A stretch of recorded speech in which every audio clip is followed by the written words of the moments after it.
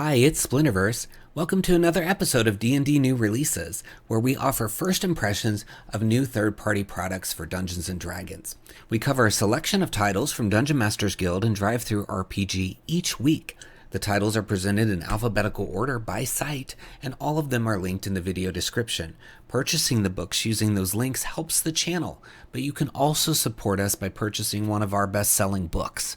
Our newest release, Swarms of the Multiverse, offers over 70 brand new creatures, including their associated swarms. Plus, you get instructions on how to make your own balanced swarms, and lots of bonus materials such as 4 new demiplanes.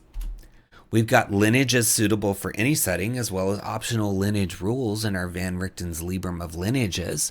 With our Potions Unlocked book, we have over 100 pages of material to take your potions to the next level in your game. Our Feywild Companion offers 150 pages of Feywild fun for players and DMs. Also, our book, Fizban's Vault of Draconic Secrets, contains over 50 pages of dragon-themed player options, including a subclass for each class and much more. Please support the channel by purchasing one of our books using the links in the video description. Before we look at the new releases this week, let's check out our exclusive Splinterverse discount for the week, and that is Dungeons with Plumbing, a guide for the practical dungeoneer. It is a whopping 50% off with our exclusive social media discount, and it's got advice and resources for building realistic environments and magical worlds. And it's from Danny Kodachek, and it's $7.99 for 56 pages. And it says, plumb the depths of the Underdark. A dungeon is a living, thriving environment full of creatures that mostly need to eat, drink, and breathe. How do they get their fresh air? Where does their energy come from? And where do they go when they need to go? When you ask yourself these questions, your dungeon becomes more alive and tangible. So this book is all about really thinking through some big questions as you're building an environment for these fantasy locations. So I think it's a really fun book to get you thinking and coming up with some new stuff. Even if you are a creator that publishes, you can use this to sort of spur your imagination as you're creating a locale, a setting, to put in a book even. So very cool stuff. Let's look inside. So it's got all these different sections, everything from dungeon engineering, whether it's caves, monster excavators, mines, underbuildings, or even underground ecology like the dungeon ecosystem, plants and herbivores, predators, scavengers, parasites, and then even subterranean society with the demographics of that, the ideals of that, and even daily life. So just super comprehensive, going into all the different areas you need to consider. And then they have this really cool index of useful items that are scattered throughout the book, whether it's NPCs, monsters, spells, etc., organized quickly here so you can find them again. Oh, where was that spell I saw? It'll guide you right to it. So it goes through faux physics or physics, as they say here, into magical laws. You can read the whole thing on that in the preview here. And then it goes into a section here in the sidebar, magical batteries. It says, travelers to other planes of the multiverse who find their magic failing may find themselves in need of an additional power source.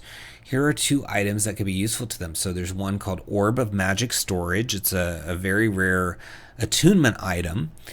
And it says it has 20 charges that allow you to access sources of magic in areas where it is otherwise unavailable. While touching the orb, you can cast a spell using up 1 charge per spell level, or 1 charge for a cantrip. Your own spell slots are also used up as normal. If the last charge of the orb is used, roll a d20, and on a 1, the orb explodes. You can also use the orb to attempt to cast a spell while within a zone of anti-magic by making a saving throw using your spellcasting ability at a DC of 15 plus the spell level. And then it regains charges at the start of every day, of course. And then they also have the Headband of Communion, which is a very rare attunement item as well. It allows you to maintain a link to a deity or other patron while on a world or plane where that link would otherwise be broken. While wearing the headband, you can cast spells that would otherwise be unavailable by making a persuasion check. and then it gives you the DC information for that. So really cool. You never know when you're going to have like a low fantasy campaign world that you want to transport your high fantasy characters to. Or maybe you just have a big zone of anti-magic for whatever reason, and so these items could help combat that. And that could be a really cool way to set up your dungeon, is like, we have to go to this dungeon, and you know, we've been to a bunch of dungeons as a team, but guess what, this one is surrounded by an anti-magic field, so we're going to have to be more careful and more thoughtful about our strategies here, because we can't just go in spells a-blazing. So very cool idea to have those items in here. And it talks about cave formation and how does it get through all of that. And you can read a lot of this, like I said, here in the preview. And then it talks about designing a cave. It says, when creating a cave environment, the very first thing to think about always is water. Where does it come from and where does it drain away to? You know, almost every creature, even these fantasy creatures, need water.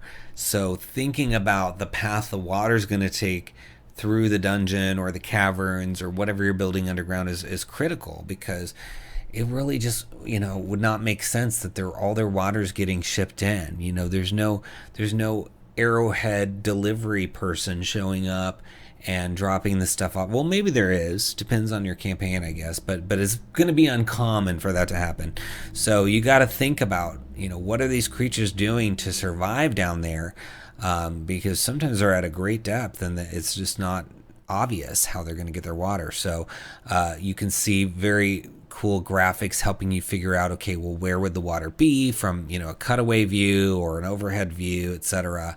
And then how do the tunnels even get excavated? And are we building rooms in them? You know, are we making them seem more like above ground locations, or are they very rough hewn with these sort of, you know, cavern looking edges to them? You know, you've got termite mounds, mazes, complex tunnels. I mean, really, this book just is so cool in terms of how it goes into deep depth about these things, and it even goes into ventilation here. You know, whether it's a natural cave or a constructed catacomb, any dungeon inhabited by living creatures needs some means of air to flow in and out. Even a surface level dungeon will quickly become stifling if it is home to a substantial population of humanoids with nothing but a main entrance to replenish the oxygen levels. So yeah, you have to think about that. And there are creatures, you know, that will have abilities where they don't need to eat, sleep, drink, any of that, right? And so you could populate an entire dungeon with only creatures like that, and you could say to the party, you know, there's no air down there. You're going to have to come up with a magical means of providing air for yourselves as you travel through to create a whole different, distinct dungeon experience from, you know, I've never seen a dungeon like that, so it'd be really cool to have something like that. But because of this book, you see the kind of thoughts we're having, right? So if you can get this book at 50% off and start thinking this way, whether it's you're homebrewing something or you're writing a book, whatever, even if you're just writing a novel that takes place in a you know, fantasy setting, this could, I think, prove helpful. So they've got here fireweed. It says it's a plant that grows commonly above ground caverns, and its bright red roots penetrating deep through the rocks can be found throughout passages near the surface. The roots release oxygen throughout the day, which the plant hoards in the caves. Where the roots are thick, the oxygen levels can create a serious fire risk, doubling fire damage and potentially causing combustible materials to catch light. So that's really cool, because it's a way to deal with oxygen, but it also creates a hazard, and it's a plant that is different than a plant we know in the real world. So tons of options for your story with that. And again, we're just touching the surface. There's all this information about purple worm tunnels and beholders and dragons and lots of other things that are not even in this free preview. As I said, there's a whole section on subterranean society, underground ecology, but you saw all those ideas. I didn't pre-plan those ideas before I started recording. These were things that just came out of my mind as I'm reading from the selections here. So that's what makes this book really cool, really valuable to those who like to even just occasionally homebrew. You don't have to be a full-time homebrewer to get some benefit out of this. And it's normally $7.99. We're bringing it to you for 50% off, thanks to Danny giving us this discount code exclusive for Splinterverse Media. So, you know, take advantage of it before it's gone. Grab this book at half off and enjoy bringing some really cool dungeons to life. And come back and let us know in a comment, what kind of dungeons you created with this book, because I think it's going to be a lot of fun. So it's in the timestamps below, very first entry, Dungeons with Plumbing, or you can look for the pinned comment, and it'll be in the alphabetical list in the pinned comment as well. So check it out, Dungeons with Plumbing. Our first new release this week is Elminster's Excellent Establishments from T.M. Van Dalen, and it's a complete collection of 20 stupendous shops and their proprietors. And we've got other authors like Ben Doherty, Daniel Kahn, David Jensen, and a whole host of others. I'm not going to read them all, but you can check them out here. It's already a best Electrum seller in its first week. It's $9.99 for the 92-page PDF, but you can also get a softcover or standard color book for around $20, or both for that same price, which is really cool. And it says, this book is Elminster Amur's answer to the question, what are the greatest shops in the realms? So it's a must-use book for anyone that frequently travels through the Forgotten Realms, and will help you find a relatively safe place to spend the night, trustworthy shopkeepers, and everything in between. There's 20 unique establishments and their proprietors, together with a list of wares offered, delectable details about the owner, and other adventure seeds to inspire your campaign.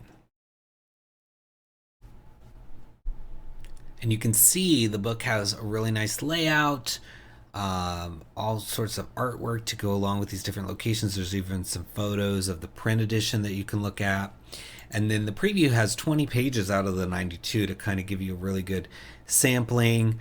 You get the list of all the different shops here with kind of what part of the realms is it in, a little short description of it, and the kinds of things it sells. And you always have to keep in mind with books like this that even though the authors are saying, okay, these stores are in Waterdeep or Baldur's Gate or whatever, there's nothing stopping you from saying, well, I need a store that sells cheap trinkets and magic items in my Dragonlance campaign, or my Eberron campaign, and so I'm going to just shift the location to that setting. So there's nothing stopping you from doing that. And having a book like this with a bunch of shops in it is really going to be useful for things like that, because you could even change the names of some of the characters, names of the stores, if you want to preserve it for use later in Forgotten Realms with the same characters or same players. So you have a lot of options. But I like this starting table kind of going through things like castles for rent, hunting trophies, books and book supplies, etc., because then you can quickly find a shop that might work for your need. And then, of course, you have the really fun flavor text from Elminster, and then it goes right into one of the first ones, which is the Aeolian Rest. There's prophecies involved in here, drama at the Aeolian Rest, and then you get the Airy Court with a price list of the different things that they're selling, and then some drama there. So really cool structure to have information on price lists, potential drama that could be encountered there. It could even lead to a full-blown encounter. And then you've got, your personality traits, ideals, bonds, flaws, etc. for whoever the shopkeep is, so that you can successfully portray that shopkeeper. I just really think you're just going to find value on every page in this book. So looking at the Aeolian Rest, it says an inn in a mountain range based out of an ancient temple. And the Stormhorns north of Arabelle is where they picture this being. It says, deep in the Stormhorn Mountains is a refuge for those who have lost direction, both on a map and in their lives.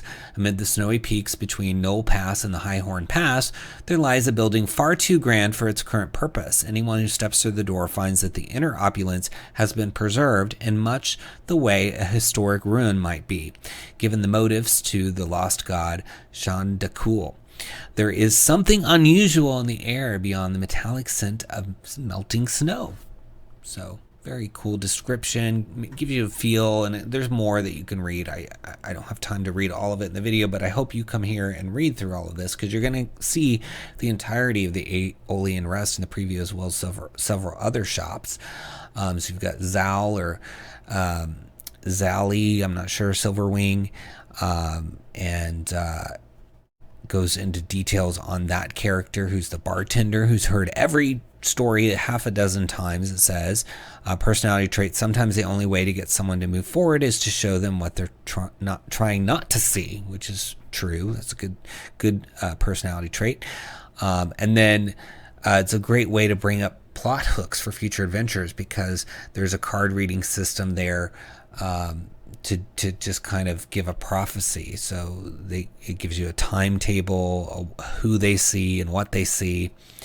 And then they have a price list for various things like meal service, private room, and a group room stay if you want a prophecy. And then drama, like a local merchant from Arabelle is searching for his lost sister. Upon waking from one of the solo rooms, he begins trying to rally a party to take his sister from a village of orcs. As you are scouting, he sees his sister engaged in friendly conversation with them, her hand resting on one's knee with comfortable familiarity. So maybe she is willingly with this village of orcs, and so that's a situation to investigate if the party wants to help this merchant. But that's just one of the drama points. There's 4 here in the table, and also just one of the shops. There's just a lot in here that you can look at, and I'm just scrolling through so you can get an idea of all the different things happening in here, all the different places and people that you can meet.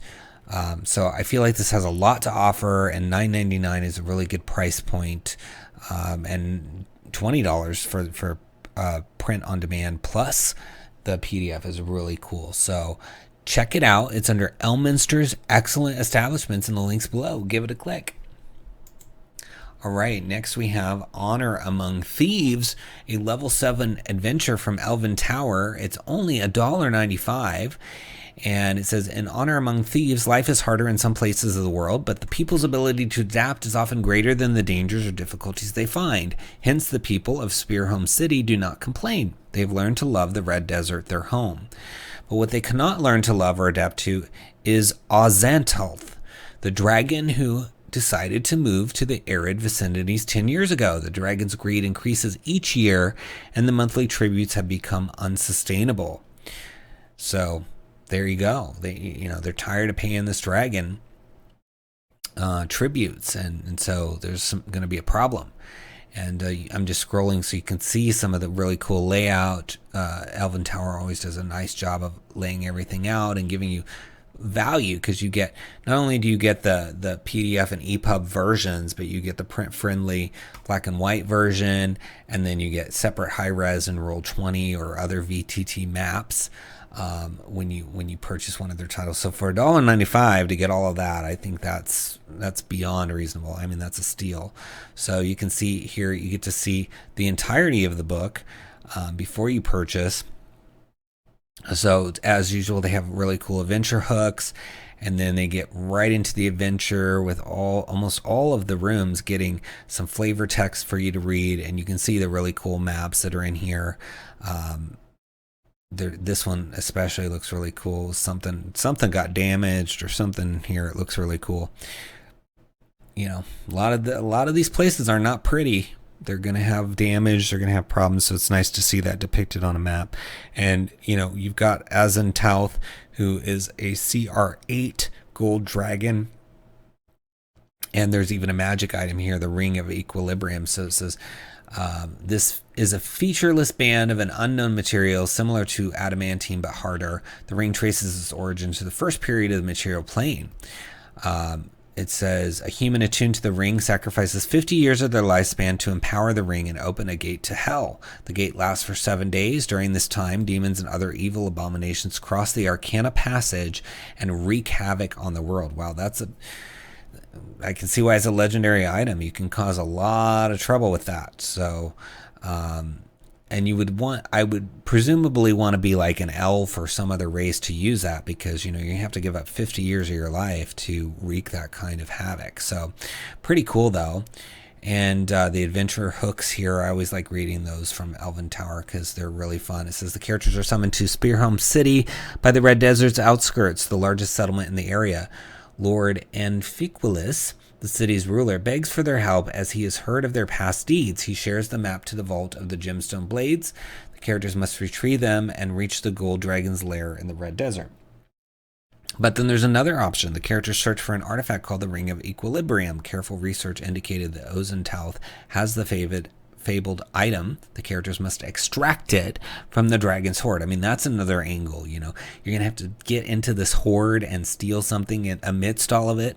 And as greedy as this dragon is, that's going to be a big hoard, right? So a number of great ways, as usual, to bring those characters into the adventure. And what you might even have is, if you want to have a sort of a contentious party, you could have them come into the story from different angles. Maybe one is trying to get the artifact, another one was summoned, you know, however you want to go about it, and have them all sort of come together and say, hey, we have a common goal. So, and because Elven Tower always does such a good job with their hooks, they make it easy for you to do stuff like that. So another great adventure for only $1.95. I think you should pick it up. It's called Honor Among Thieves, and it's in the links below. Give it a click. Next, we have Instant Adventuring Day Forest from Dividestin for $4.95 for 69 pages. It says sometimes a DM doesn't have the time or energy to prepare a session for their players, but that doesn't have to mean skipping a session or running a bad one. This book is designed to create a satisfying adventuring day, even if the DM only opens it a few minutes before the session. So you find scenes that present a variety of challenges and mechanics to tie them all together. You can randomly determine which scene to advance to next, keep track of how it connects to the previous scenes, and run the narrative along a common theme, all without having to worry about balancing fights or ability checks, because they give you options for that as well. The scenes contain 11 detailed combat encounters with battle maps. Every fight includes a twist to make them more than smacking bags of hit points. The enemies are often based on the chosen theme, and the battle can become more chaotic when a pursuer joins the mix. With 25 scenes, 3 themes, and 4 seasons, the book provides enough variation to turn this one book into over 12 complete sessions. I mean, that's great for $4.95. So basically for $5, you're going to get 12 complete sessions out of it. I think that's awesome. So looking at it, goes into how things are set up in the preview, you know, how to do things. So it's first you have to make sure you have a copy of the adventure sheet, which is included, so you can track the pieces of the book that you're using. Then you have to select a theme like beats, fae, goblin. And then you choose a season: spring, summer, autumn, winter, etc. And then finally you determine the difficulty. And then based on all of those choices, you go through the book and you map out what you're going to do. And it seems like it would be quick to do. And you know, here you've got secluded grove, and then each of the different seasons has a different read aloud. And then if it's fae, you've got this additional piece to read here, and then connections, available treasure based on the season. So you can see how those choices that you make will kind of map it out for you. And then there's additional information here that goes with each one and what's actually happening based on the season. So you get to see just this one secluded grove here. It says the grove is a particularly peaceful place managed and maintained by a local dryad, though the party won't meet her unless the fae theme is active. There are several apple trees growing haphazardly, and the ground is mostly free from undergrowth. To the casual observer, it appears completely natural, and in a sense it is, but looking more closely, a nature or investigation check reveals the subtle hints of a helping hand. For example, each tree has the space for optimal growth, even though they aren't in neat rows. A character that uses Detect Magic, or one who succeeds on an animal handling check, notices a weak abjuration effect on beasts. The dryad is able to guide animals towards or away from her grove to achieve the mix she thinks is best. She mostly uses this to keep her bees protected and pollinating, but it also has a side effect of making the local animals extra comfortable and friendly. And that's just sort of the global description. There's other other, based on which one you pick. So we'll just pick spring to read aloud here. You stand in a small grove of trees, listening to the sounds of the forest around you. Bees buzz between flowering tree branches, collecting pollen to bring back to their nearby hive. And then summer would be totally different. It says you stand in a small grove of trees. Their branches are heavy with apples, and bees buzz around a nearby hive. So you still have the bees, but now you're dealing with apples that are hanging from the trees as opposed to just other things happening. So you can see how it's different. And what I also like about this is you could deliberately, instead of using the mapping technique here, or maybe even with using the mapping technique, you could decide, okay, I'm going to bring the characters to this location in the spring, in the summer, in the autumn, etc. So that, as maybe like filler and maybe another campaign, you're having them go through each of the seasons, and they happen to visit this place on each of the seasons so they can experience this secluded grove in each of the seasons and how different it is, and you can read all these different little parts. So I love the concept of this book. I think that there's a lot of pieces in here that you can pull out and use elsewhere. Coming down here, it says, the bees buzz around their hive. They're a swarm of flying insects, but then in spring, 3 pounds of honey can be harvested from the beehive, but then in summer you can also do the same thing, but the party can spend time picking apples as well, right?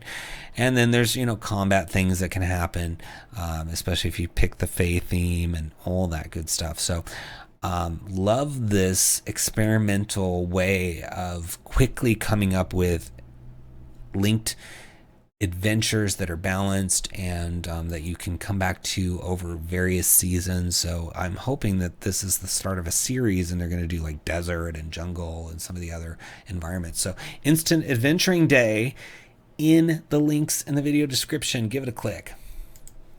Next, we have Into the Underdark. It's a part 5, The Assault on Naakrasad, by P.J. Perello and Goblin Scrawl Games and Zhao Jennings. It's 26 pages. It said, Gildreth the Great is coming, and she is not happy. How long have you been down in these caves? Days, weeks, more. Time is hard to track this far underground, and so much has happened since you descended into the tunnels beneath Donan's Lookout. Now you stand guard at the great gate of Naakrasad, exhausted from your past battles and your narrow escape from the cat and mouse games of the ancient deep dragon Gildreth.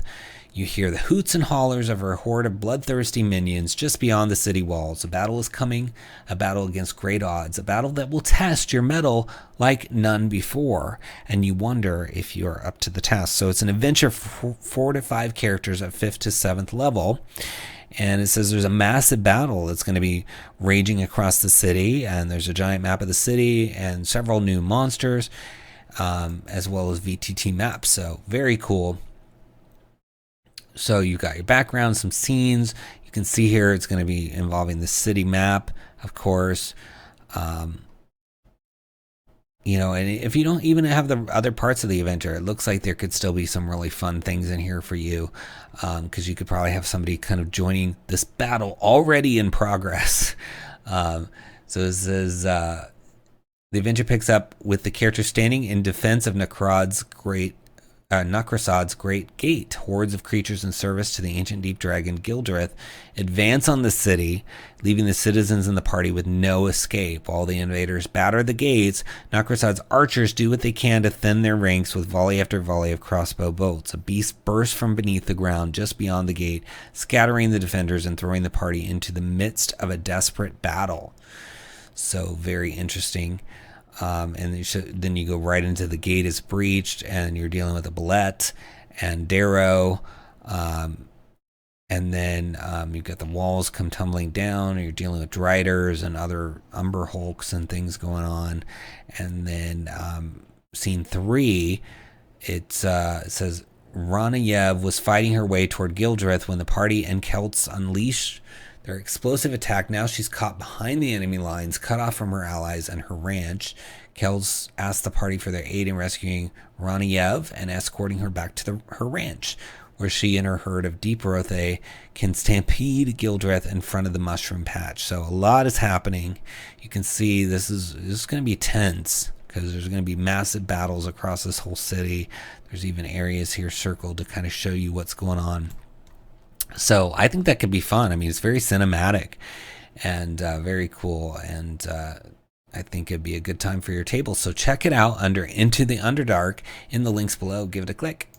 Next, we have Lost Mines maps, Alderleaf Farm and Edermath Orchard. So if you're playing Lost Mines of Phandelver,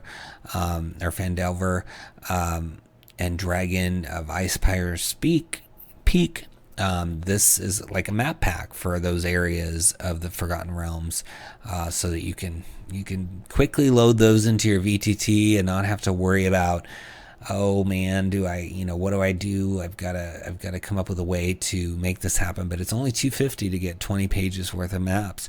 And you can see Alderleaf Farm, they got daylight no grid, night no grid, etc. Interior.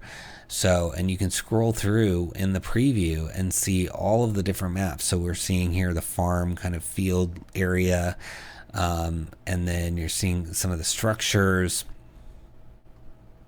So yeah, quick, easy way. If you're someone who always plays with maps or sometimes plays with maps, this is going to be good because you're going to have all these farm areas. You can reuse these for things beyond the adventures, even though, it's set up for Alderleaf Farm and Edermath Orchard. It doesn't have to be used for those. It can be some farm in your homebrew campaign. It can be wherever you think you might need a map like this. And I think that's awesome, especially with so many variations, day, night, grid, no grid, all that stuff. So check it out under Lost Mines Maps in the links below and give it a click. Next, we have Players Unleashed, Heroes of the Dark, 2nd edition, or Volume 2 from Leo Parlow and Green Mountaineers Publishing, 99 cents for the 8 pages. And basically, it says you'll find some new heroic virtues, which are feat-like upgrades for your characters, 3 new subclasses, and several new items for characters that straddle the line between light and shadow. So very cool. And let's look inside. So you get to see all the pages of the book, so you can really decide if it's going to work for you. The heroic virtues are kind of fun. They're like a little bit like feats, and we've looked at some of the books from Leo and Green Mountaineers before, and there's some really fun ones. We might look at a few more here in a minute. But so with the Paladin, you have Oath of the Revenant, which looks like a fun name for it. And then there's even some items for the Revenant. And then you got the Fighter archetype, the Kinslayer, and then some items connected to that as well. And then the Monk archetype, the Way of the Many. So, really cool names for these subclasses and ideas. So in the Revenant items, you've got Armor of the Mistbearer. It says this dull armor is cloaked in constant fog. You have a +1 bonus to AC while wearing this, and you have advantage on ability checks to avoid or escape being grappled or restrained. And then you've got Bloody Mask. It says carved from jagged metal. This once elegant mask is rusted red from constant exposure to the life fluid of others, innocent or otherwise. While wearing this mask, you can use an action to immediately become aware of the exact location of any fiends or undead within 1 mile of you. So that's a powerful, useful item. But let's just look at one of the virtues. So there's Ascendant of the Grave, so you have to have at least a wisdom of 14. It says you walk between the threads of destiny, evading those that end, spiritually ensuring your survival. You have advantage on death saving throws and have resistance to necrotic damage. So that could be really helpful to get out of death, and then also to take less necrotic damage for sure. So you can see the value of these virtues in here, which I think is a cool concept, and I'm happy to see that they're continuing to expand on it with each of these releases. So I'm barely touching the surface. I mean, you've got the Oath of the Revenant to read about in here. The Kinslayer, I think you should come check it out, especially for 99 cents to get 3 subclasses, some items, some virtues. I think that's a lot packed into one book for only 99 cents. So I think you should seriously consider it. It's under Players Unleashed, Heroes of the Dark, Volume 2 or 2nd edition in the links below. Give it a click. Next, we got Religions of Theros, Approaching Theros Through the Lens of Greek Religion, by Frederick Walker, Sticky Hunter, and Rebecca Barber, $7.50 for 38 pages. And it says it presents a new approach to interacting with the Pantheon as you forge your legend in the mythic world of Theros. So it's a truly religious world with life defined by a calendar of festivals where religious rites are performed with daily activities like sitting down for a meal, and where the most famous aspects of culture, such as the athletic games, theatrical performances, and epic poetry, all form part of the religious world. Characters who honor the gods earn their collective blessings, but those who fail to are cursed for their hubris. So there's a favor mechanic used either in conjunction with or replacing the piety system. The favor mechanic tracks how your party is viewed by each of the gods, who offer boons to their favored servants and curses to those who dishonor the gods. Rites of worship. The favor mechanic is affected by the many facets of religious rites in Theros. So presumably, depending on what you do with religious rites in your downtime, that would affect your favor. And then learn how religious rites differ for each god, what unique actions affect their favor and the blessings, etc. And then there's some mysteries and elective cults that you might get involved with, such as worshiping nymphs or heroes, as well. And then a whole special worksheet to track your party favor.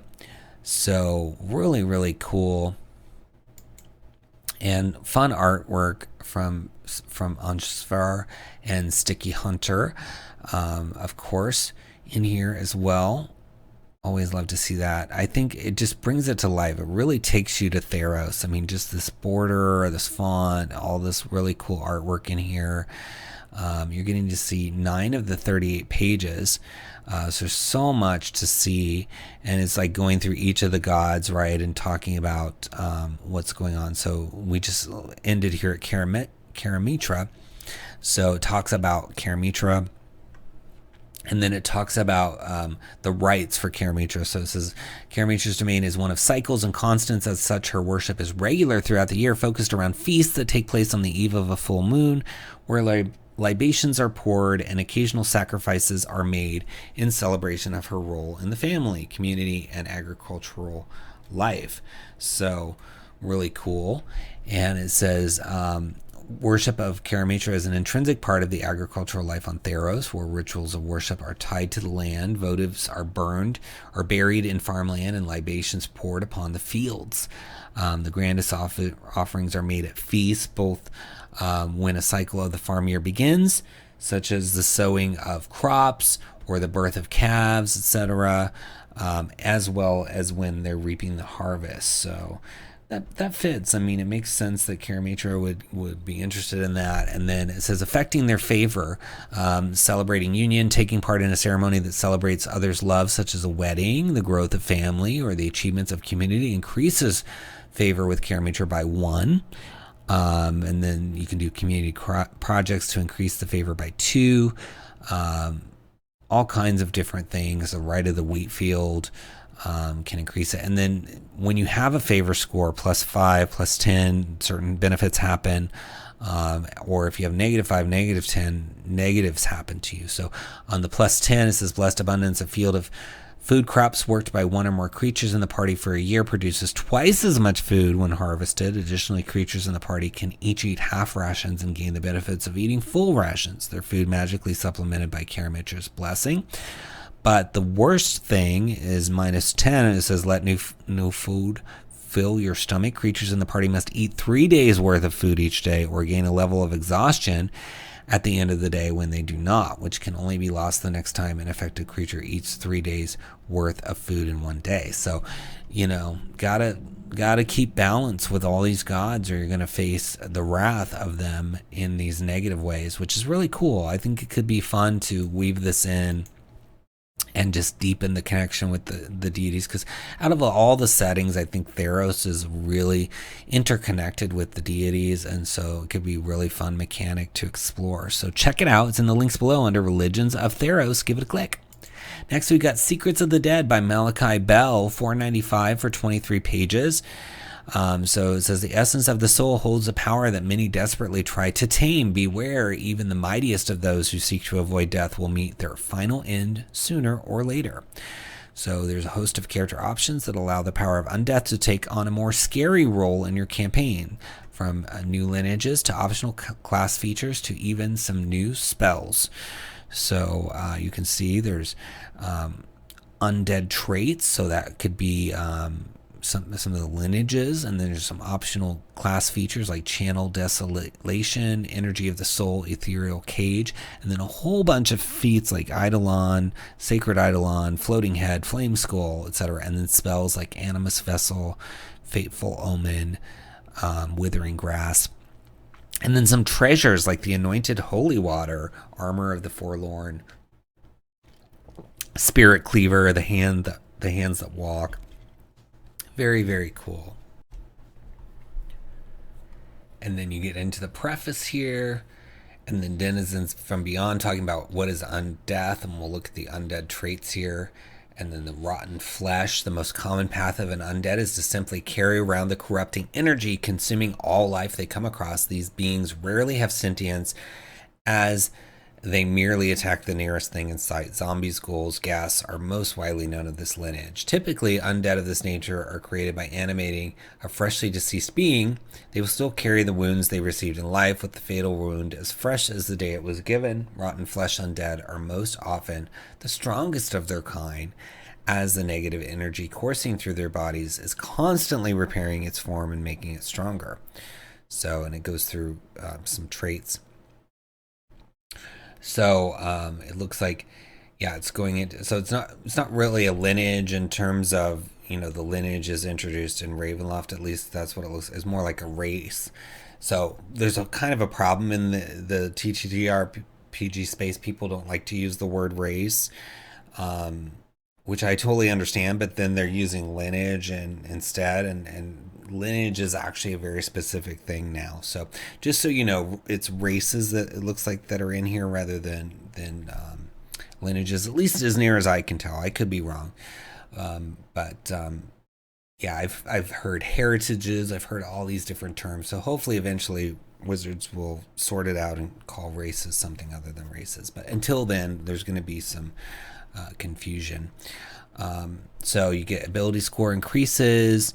You have undead, you have size medium or small, your speed is 30 feet, and then you have aversion to life. Any source of healing you receive is reduced to 0 unless you are healed by a spell from the School of Necromancy or your wilting rejuvenation ability. You cannot be revived by any means. Mortal corruption, you do not age and are immune to the effects that would age you.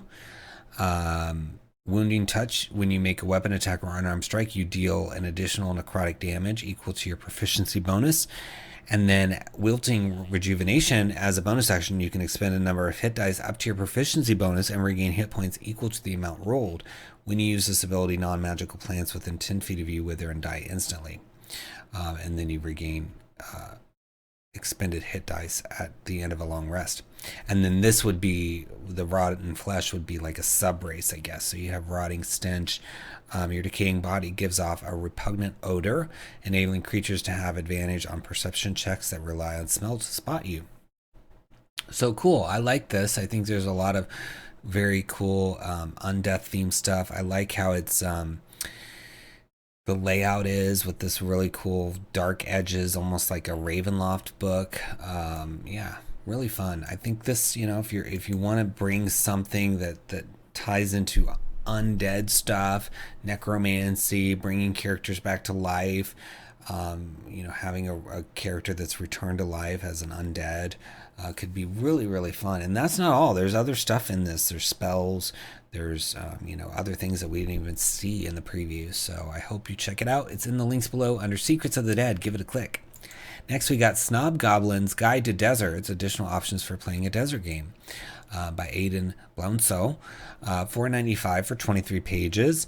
And it says, a wandering wizard breaks a crystal globe on the ground to animate a magical oasis. A band of rugged desert dwarves construct items of wonder in colorful glass workshops. Swarms of insects, mirages, and venomous critters make travel in the deserts no small feat for wandering adventurers. Prepare yourself and your friends around the table for the wondrous travels into the desert lands, with this supplement, which has 3 new subclasses, 3 new races, 17 magic items, new rules for hazards in the desert, new tools, mounts, and instruments, a section covering the flora of desert settings, a section dedicated to help you world build, list of helpful descriptors, and a comprehensive list of 100 desert locations to help you prepare fantastical locations and inspire new adventures. So everything you could want for deserts, it sounds like.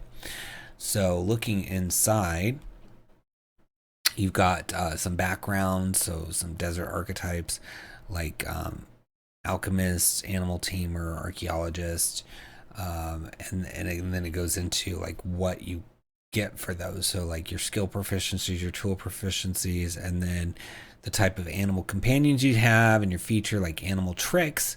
And then there's a background called Tomb Raider. And you'd have a benefactor with that as well as feature. So fun backgrounds to bring to your area of the desert.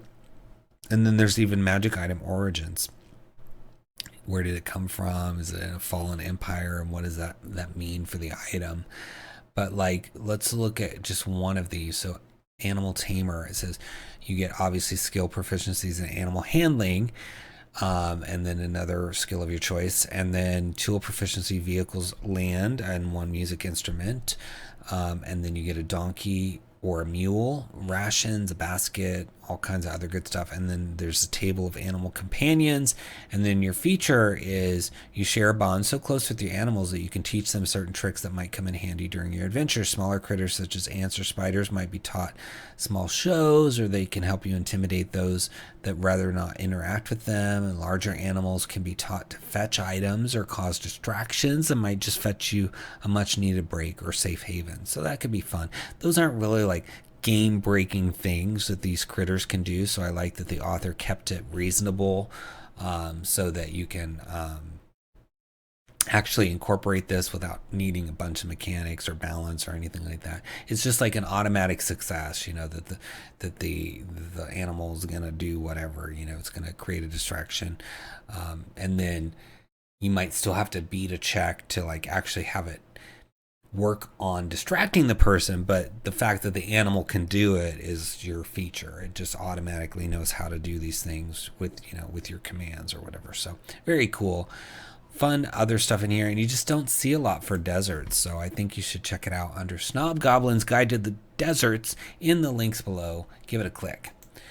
And next we have the Songbird of Needle Mountain, a 5th edition jungle adventure for 3 to 4 level 2 characters from Carlos Lerma, and it's $244 for 34 pages.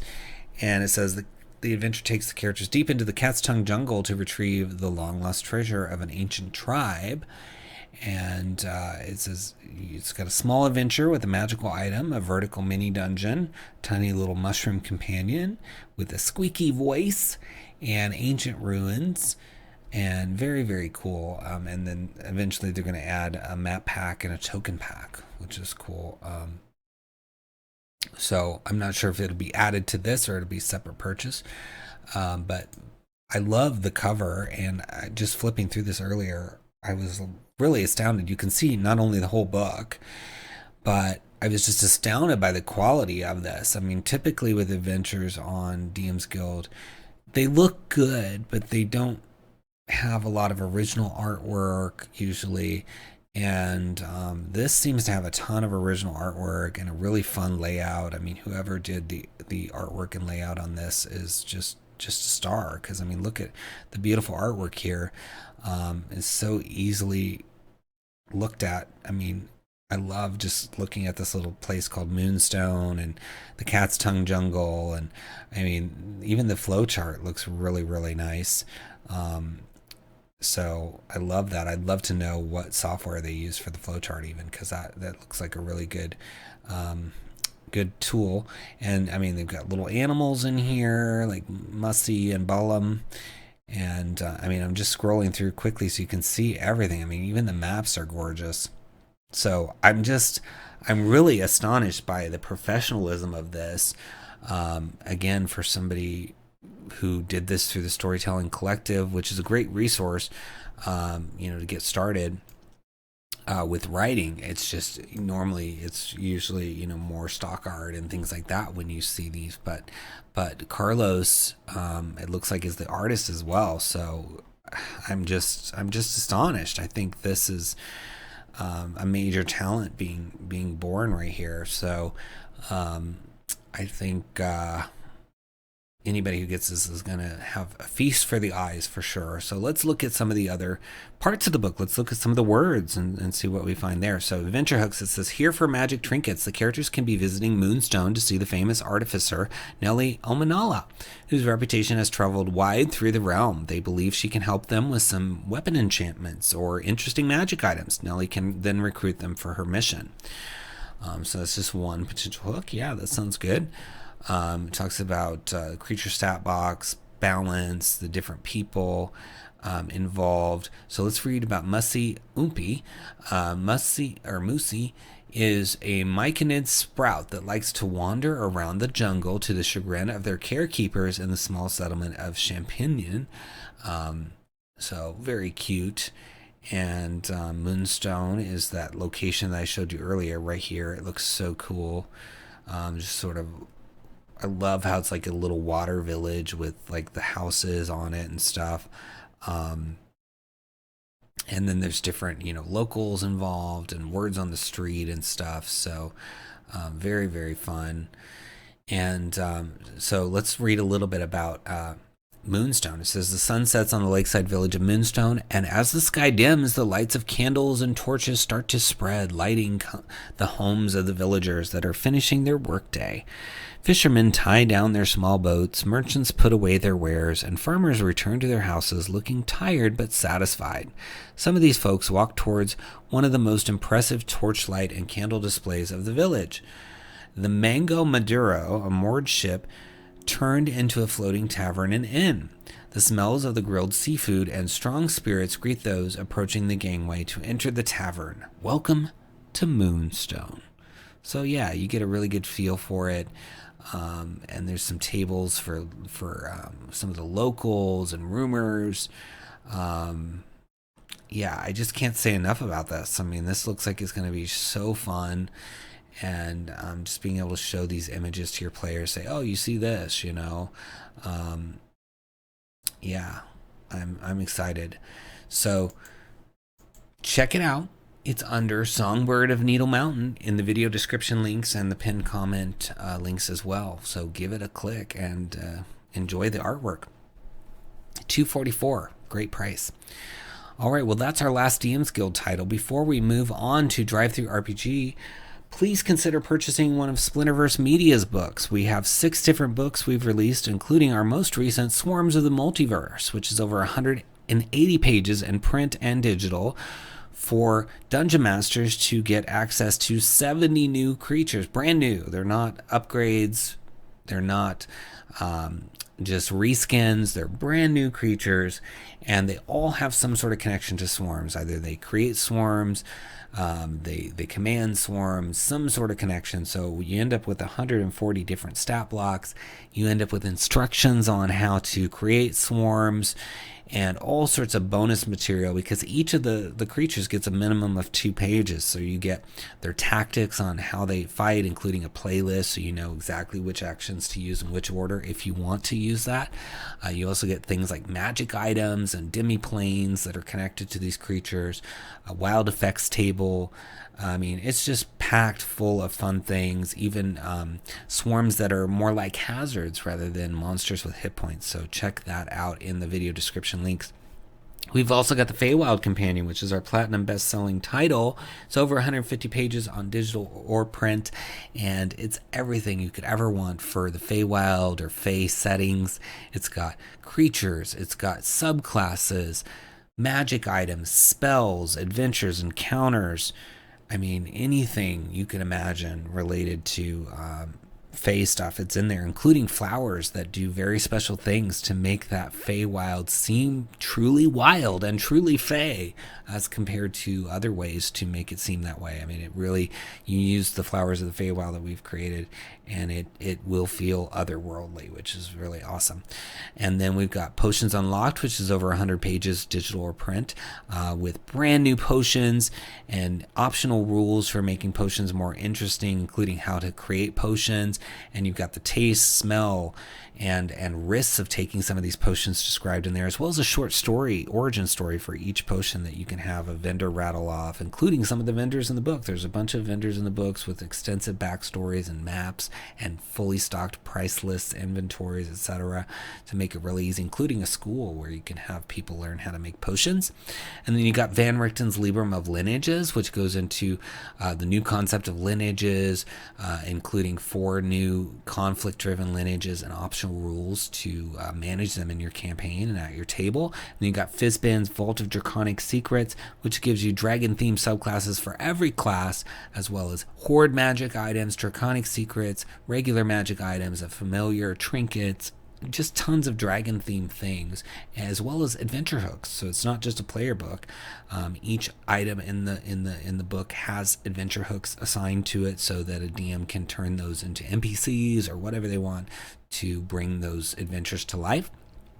And then you've got Secrets of the Draugr, which is our combination of the Drow and the Duergar into a fascinating new race that has subclasses associated with it, and different deities, and a whole new way to do fortune telling. So it's just really fun, unsuspecting combination of these well-known races in a new way. So if you want to have just a hybrid race in your campaign that is different, people haven't seen before, it could be a really fun option as well. So check all those out. And of course, check out all the titles that we're talking about this week. They're all linked in the video description, the pinned comment. And if you click the links and make any kind of purchase, not only are you going to support the creators, but you're going to support the channel, because we're going to get a small affiliate fee from that. So please do your shopping with us.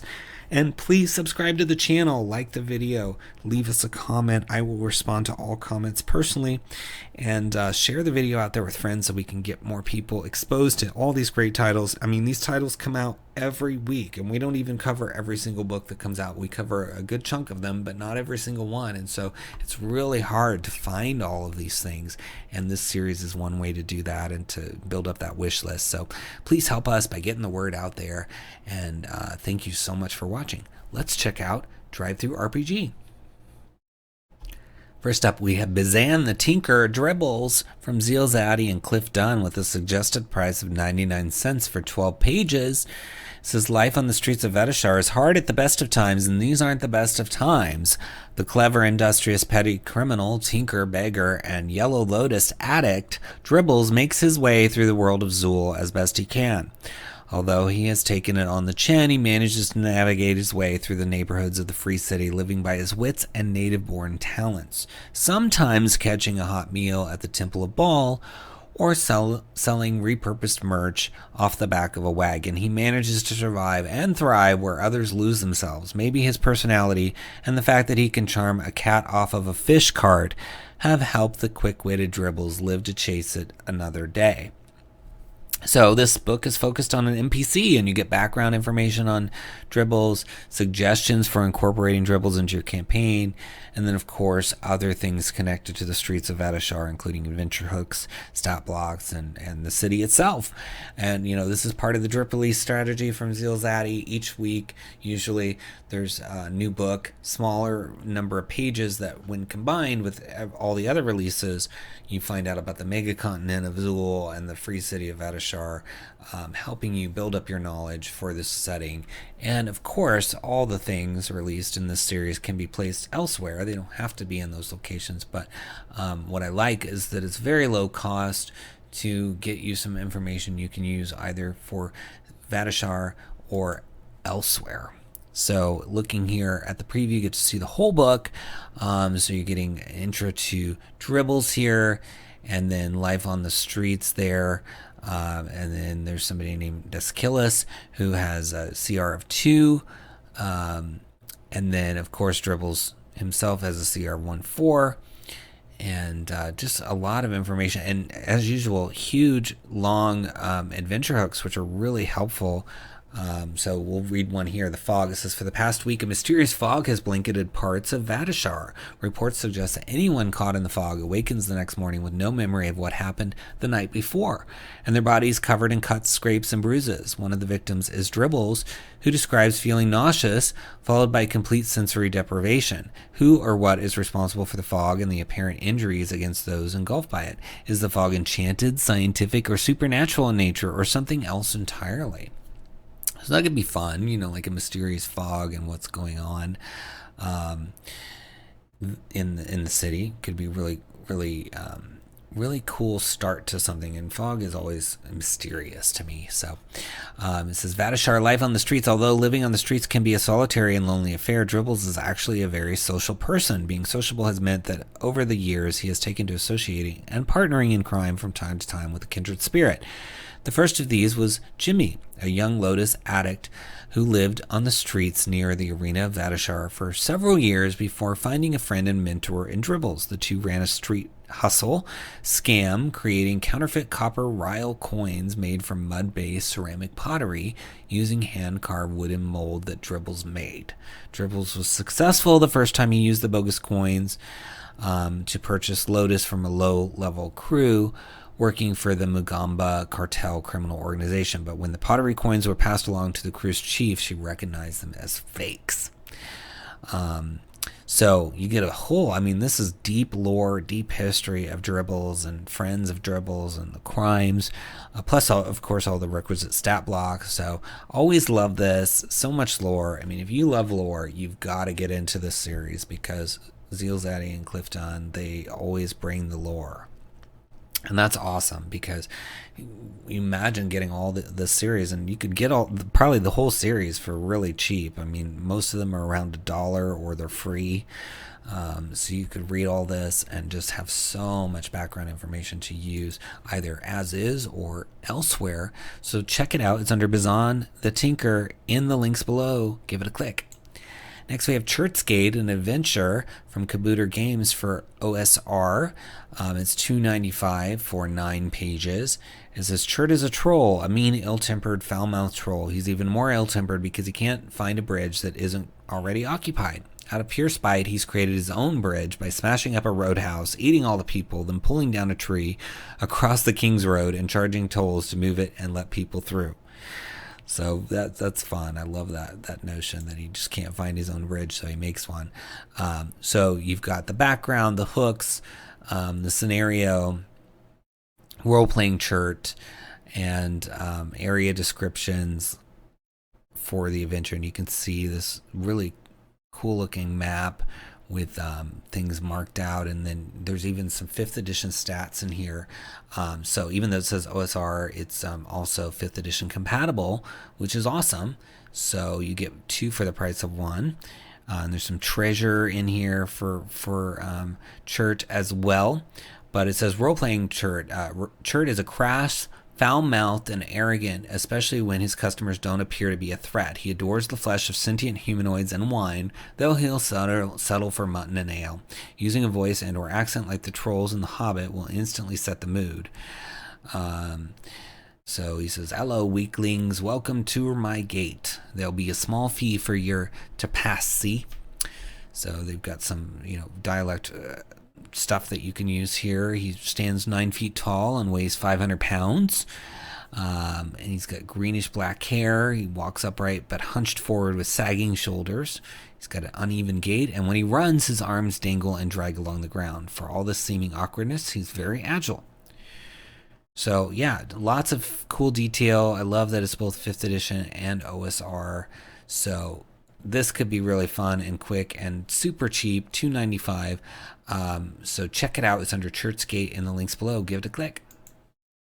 Next, we have the Devourer's host, the Tharn race, part of the Iron Kingdoms. So Iron Kingdoms is a really awesome setting. It's they're bringing it to the 5th edition from Privateer Press. This is only $1.99 for these 9 pages, and you get to unleash your inner Ravager and show your devotion to the beast of all shapes with the Devourer's host. So you get this whole new race, and it's bestowed with the gifts of the Devourer Worm to reward their worship. The Tharn can transform into hulking brutes or swift and deadly stalkers. They use these gifts to hunt down and destroy any who would intrude upon the deep wilderness places they call home. Also included is the Blood Tracker, a new roguish archetype that lets you play as one of these agile hunters. So for less than $2, you're getting a race and an archetype for a rogue. That's awesome. Plus it's part of the Iron Kingdoms, which is awesome. So you definitely need that. So you can see here a little bit of that roguish archetype in the preview, as well as an NPC, which they didn't even mention. So you're getting this CR1 NPC, a Tharn hunter, which is their deadly scouts and dangerous warriors who prowl the dark forests of western Imorin. Emerging from the shadows, they pepper their prey with a rain of javelins before vanishing back into hiding. So really cool. And then there's some new gear like the Fighting Claw and the Tharn bow. So a lot of stuff for $2. I can't believe the price on this. Very cool. So starting at 3rd level, you gain the ability to mark a target as your prey. As a bonus action, you can mark a creature you can see that isn't incapacitated. You gain advantage on your next attack against that creature. And you can use this feature a number of times equal to your proficiency bonus. And then, of course, short or long rests bring those back. When you choose this archetype at 3rd level, you gain proficiency in the nature and survival skills if you don't already have them. Your proficiency bonus is doubled for any ability check that you make that uses either of those. And then Tree Walker at 9th level, you gain a climb speed equal to your walking speed, and you ignore movement penalties imposed by non-magical difficult terrain. And at 13th level, you're able to swiftly respond to the onset of combat after rolling initiative, but before the first turn of combat, you can choose to move up to your current speed, and you cannot be targeted by opportunity attacks during this movement. That's really, really helpful. And then the capstone, 17th level, your prowess with the signature weapons of the Blood Trackers is unmatched. When you perform a sneak attack with a melee or thrown weapon attack with a weapon you are proficient with, your sneak attack damage dice becomes D8s instead of D6s. So that's an improvement too. Love it. So you've got this really fun rogue archetype here with some new gear that's flavorful and fits the setting, as well as an NPC stat block. And we haven't even looked at the race because it's not in the preview there. So you're getting a whole race as well. So I think that's awesome. Great price to get started on the Iron Kingdoms and start getting into this series that they're doing. And look at the gorgeous artwork. Every piece of art we've seen in this is really, really good looking. So you'll enjoy that as well. So look for it in the video description links under Devourer's Host and give it a click. Next, we have The Fall of Myth, Mithos Manor from Tim P.G. Emming, and it is free, completely free. And author Timothy Peterson, 65 pages. So that's really cool to get 65 pages for free, and it's part of the Fall of Myth campaign. And they're gonna have a Kickstarter in September. And this is a 3 to 4 session adventure taking place in the Manor. And it includes 4 fully furnished color maps, 1 for each floor, 3 custom major NPCs, 22 custom monsters, NPCs, 5 custom magic items, and 3 custom feats. So a lot of stuff, and you can see some of the previews here of how cool and nice the layout is. So there's an unfinished crystal golem involved, which I think is really cool. And I mean, look at this cool artwork for the Manor. So you got a first floor overview, and then lots of rooms to go through and explore. We'll read some of the flavor text probably here in a minute, but yeah, you can see 8 pages in the free preview. But I mean, again, the book is free, so you might as well grab it and get all this good stuff. So let's find one of these to read for you. So the Alchemist's Bedroom. This room is similar to the others, but it has a faint smell of herbs flowing through it. Apart from what you'd expect, the bed, wardrobe, and drawers, there is also a small stand with a few herbalist supplies and tools upon it with a notebook, as well as a small chest near it tucked in the southeast corner of the room. In the room, there are 3 shadelings roaming about, which instantly turn at the opening of the door and launch themselves at you. So yeah, you have to deal with these shadelings right away. But there's treasure to be had. Yeah, I mean, look at how much detail they're giving you. Flavor text for every room, and there's a lot of rooms. And this is all free. I just can't believe that you're getting all this for free. Look at the fun artwork on the cover.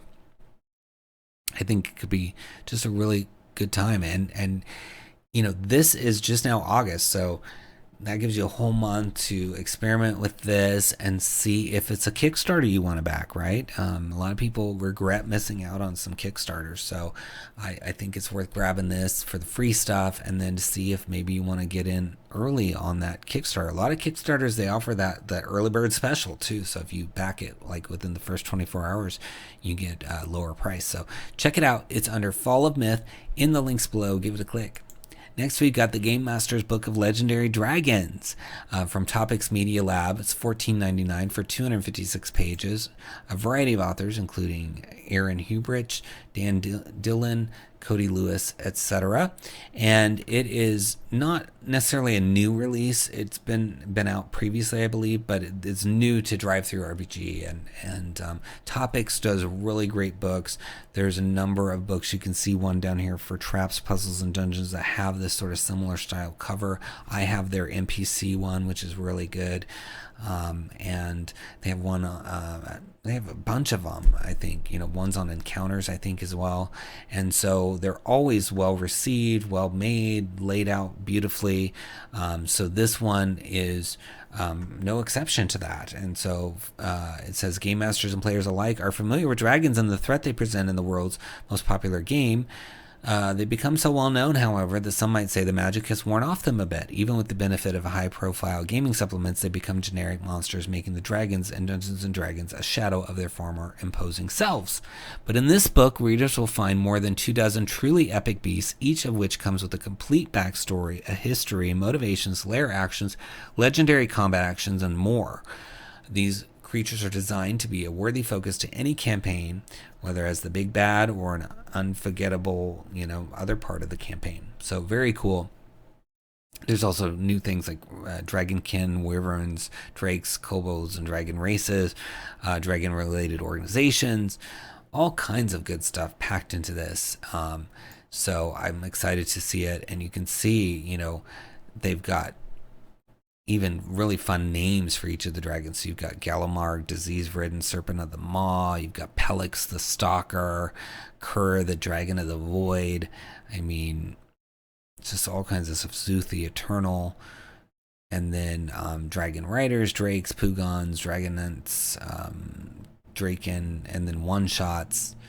I mean, it's just packed full. I mean, it's 256 pages of dragon fun. So,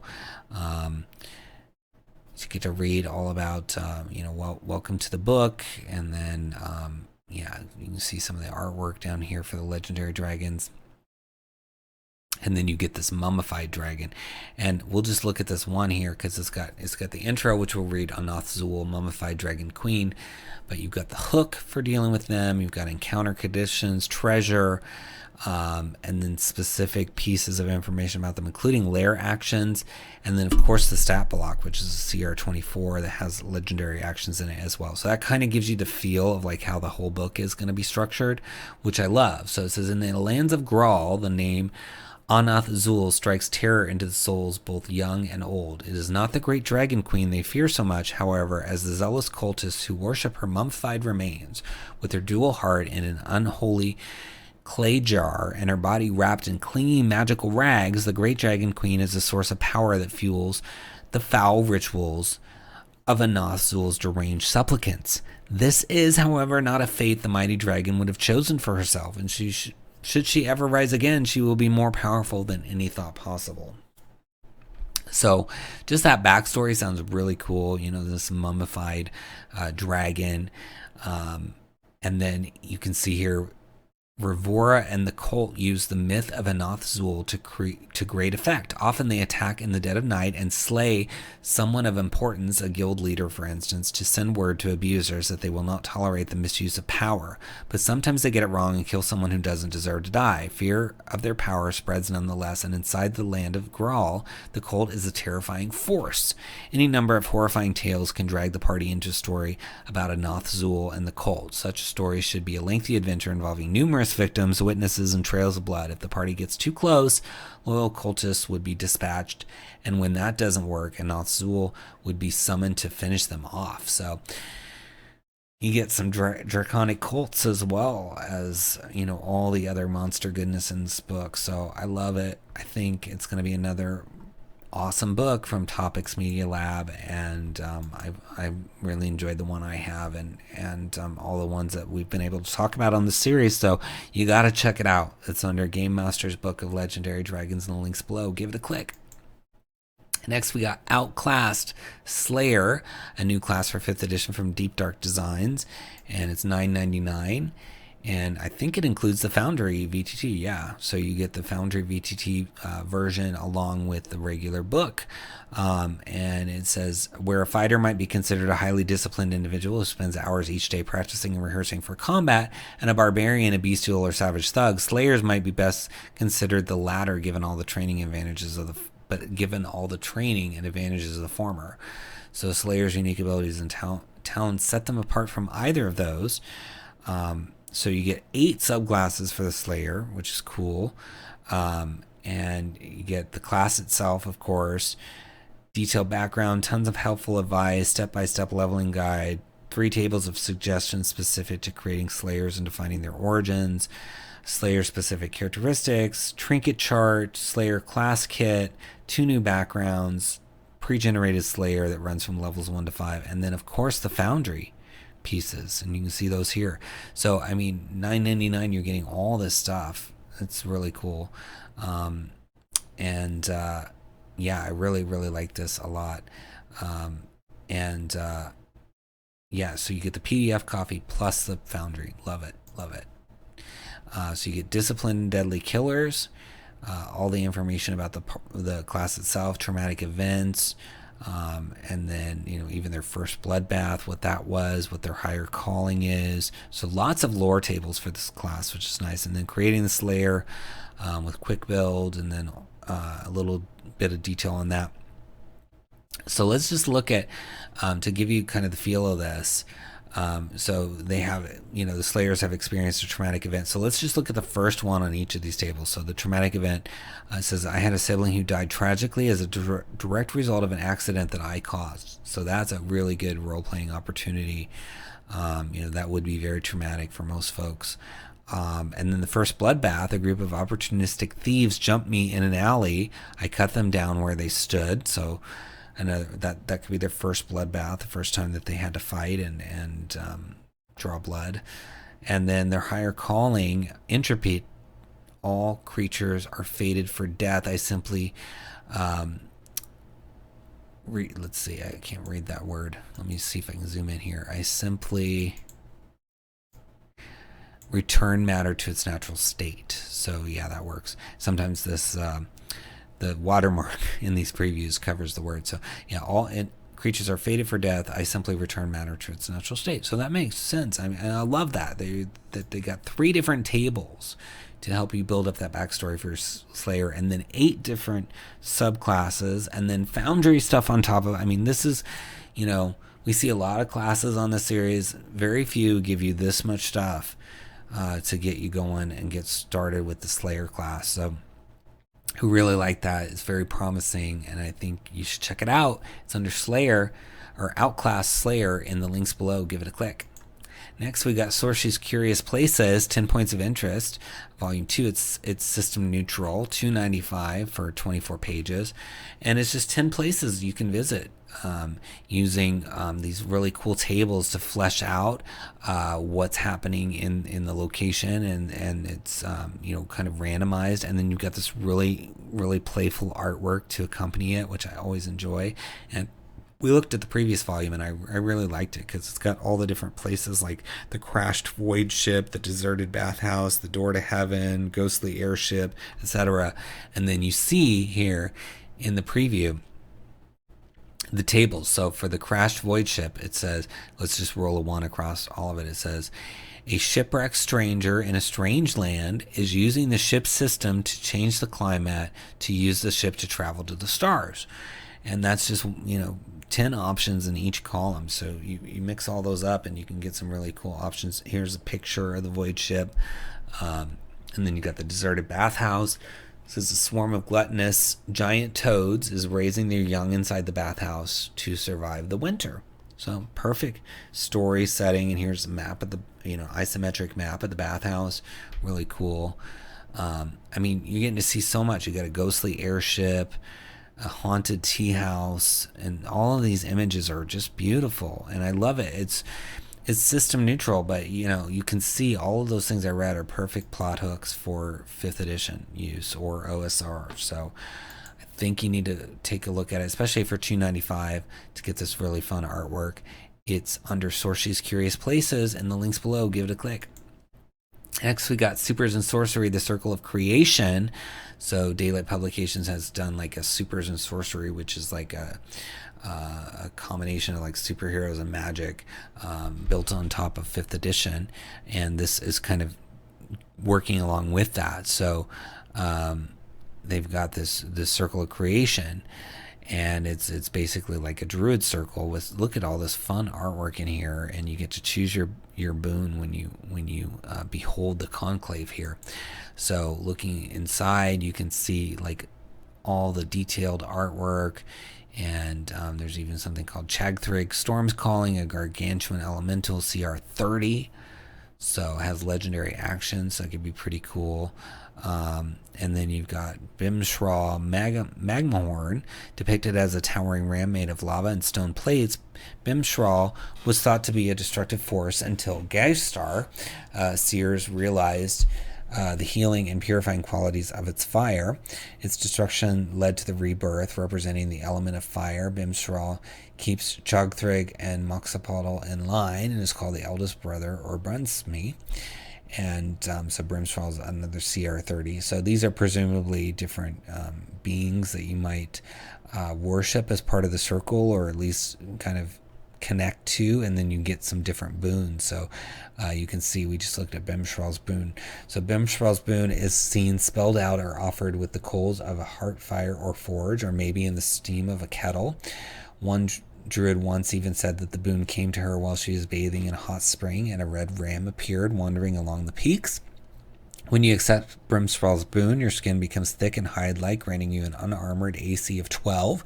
Additionally, you grow a large set of horns that allow you to make a melee attack to do piercing damage, and your melee and spell attacks also deal bonus fire damage. So that's a really cool boon. So yeah, you're getting all these sort of deities that connect to the druid circle.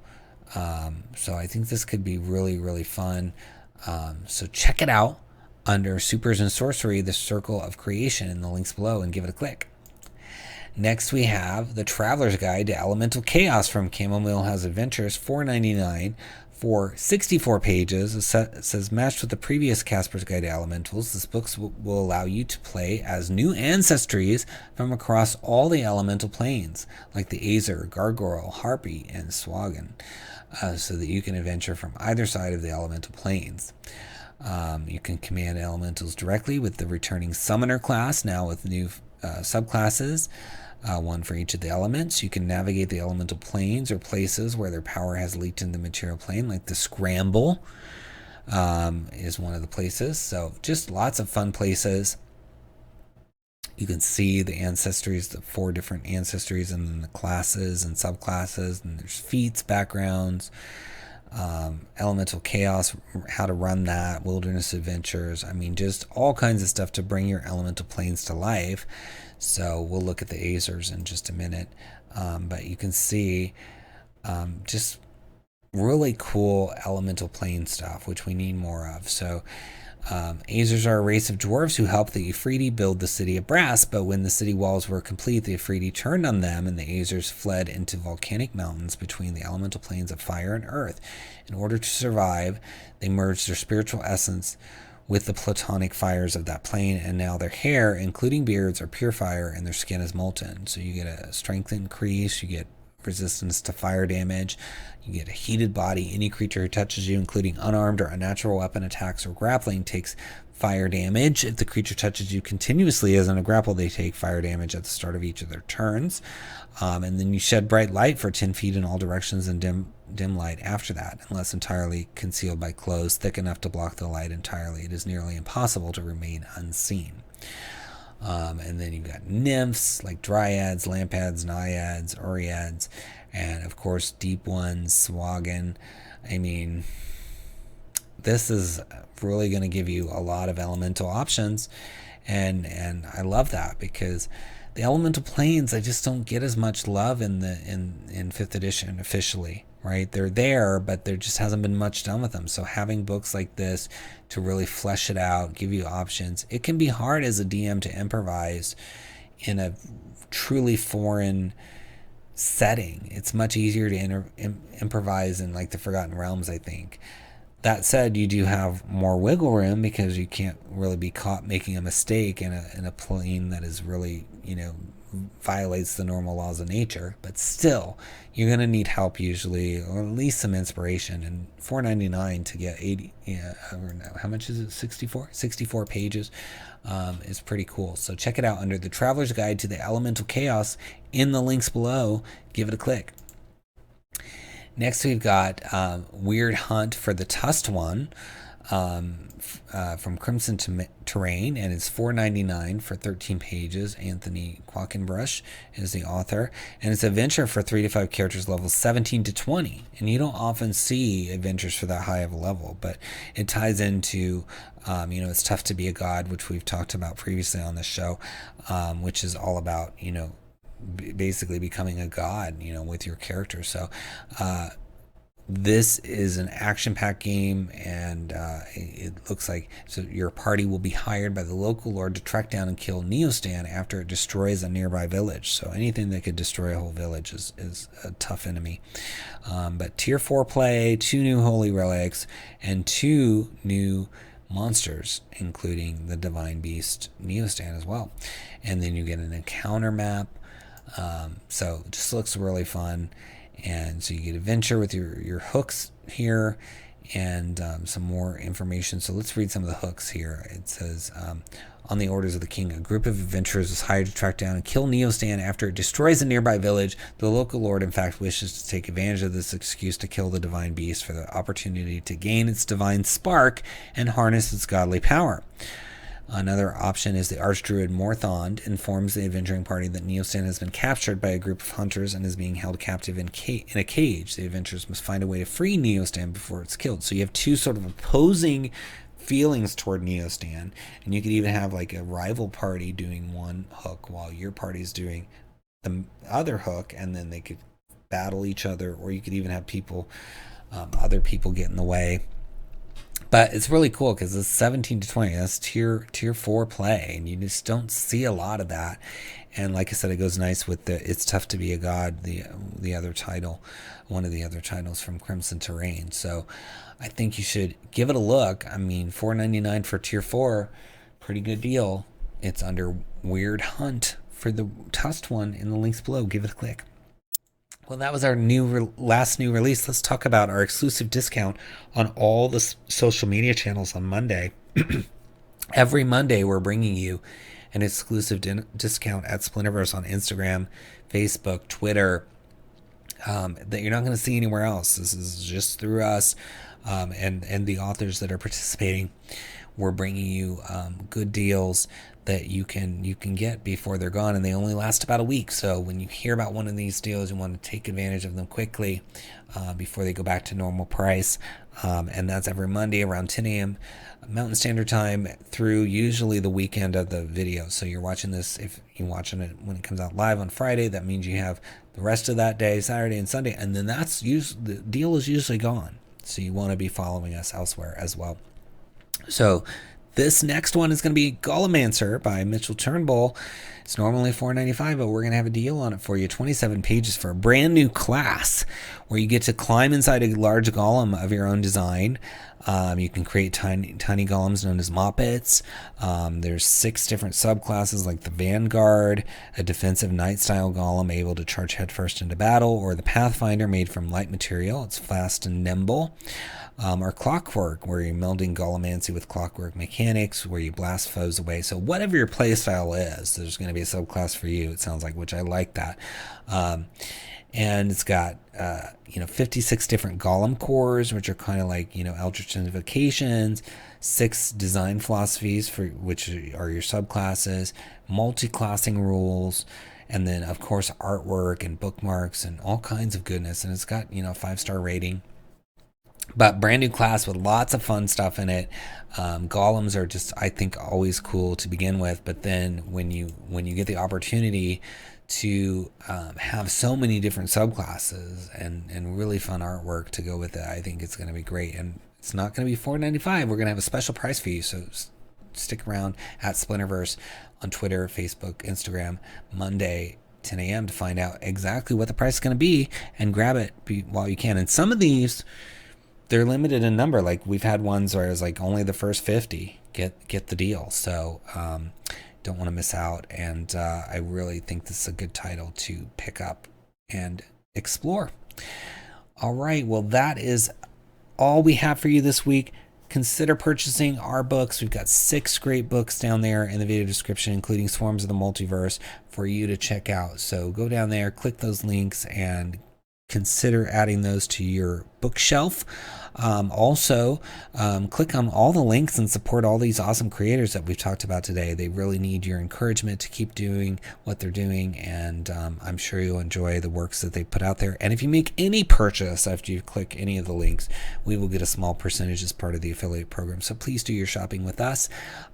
Like the video, subscribe, leave us a comment. I will respond to your comments personally. Share the video out there with friends, and keep on watching. And if you're a creator, keep on trekking, keep on writing. We want to see what you've got. You can get it done. Put down the video games, put down the TV shows, the phone, whatever it is that is distracting you, and just get it done. And you can always do those things later. They're still going to be there, and at least you'll be able to say that you did it, that you got your book out there for all of us to see. So more power to you, and thank you for watching. Until next time, happy adventuring.